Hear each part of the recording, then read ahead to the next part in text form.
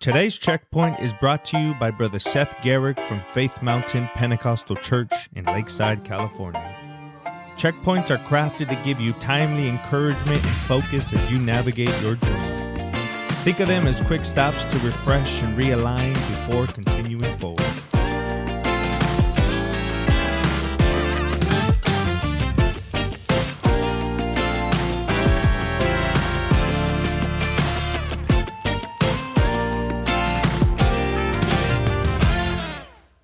Hey everybody, in this week's Checkpoint, we're going to learn how to properly visit a landmark.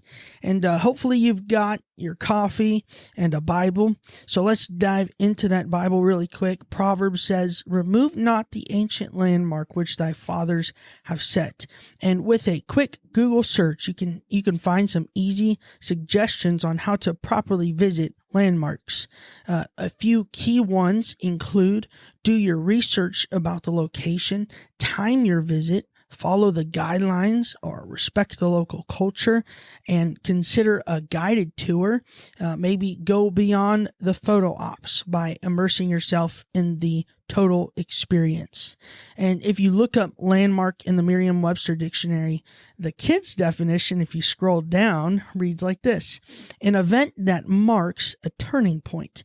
Now, since I'm a Sunday school teacher, this kind of got me thinking really quick. I guess it's time for an object lesson here at Checkpoint. So let's think about this podcast for a quick second. You hear testimonies, landmarks, life stories from saints who've lived through different seasons and God has brought them to today.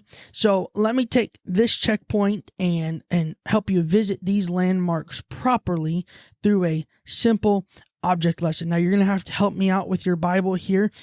Grab it really quick. And I know what you're thinking, Seth. How are you going to do an object lesson using just audio?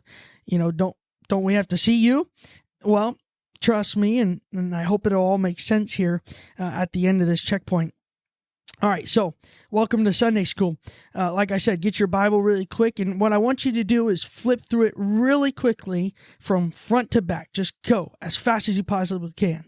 There you go. All right, now you got to the end, and man, there was no bang. There was no revelation yet. So maybe let's do it again, but you're going to do it from back to front, and same thing, really, really quick. Go.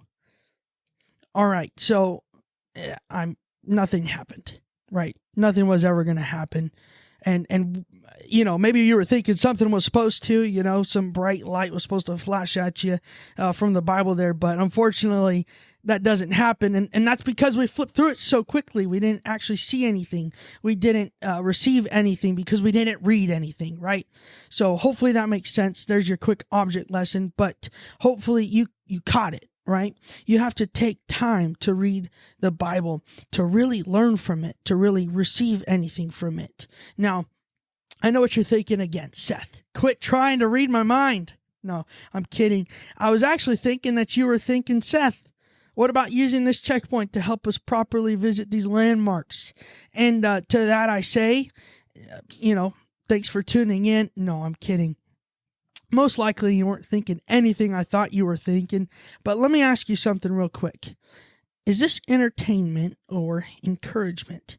Has this guided tour of the saints allowed you to go beyond just entertainment and truly see their experiences, their journeys, their turning points? Now, if you've properly gone through each landmark, you'll notice a theme. At some point in each testimony, there's one massive defining landmark, and that's the turning point for each individual. And if we were to slowly flip through the pages of our Bible, we'd find a turning point like Saul, the persecutor, blinded by a bright light. And as you follow his story, his name changes to Paul, and we come to know him as Paul the Apostle. This is a biblical landmark. But a biblical landmark isn't just for entertainment, it's for encouragement, just like each episode of this Landmark podcast you've heard up to this point. And so I encourage you to listen carefully, pray before and after each episode. I believe that God can use these moments to enact a turning point in your life and establish a landmark that will be remembered for generations to come. So thanks for tuning in to this week's Checkpoint. I hope you were encouraged and maybe a little bit entertained in Sunday school today, but most of all, I hope you understand how to properly visit these Landmarks podcasts. So stay tuned for your next Checkpoint.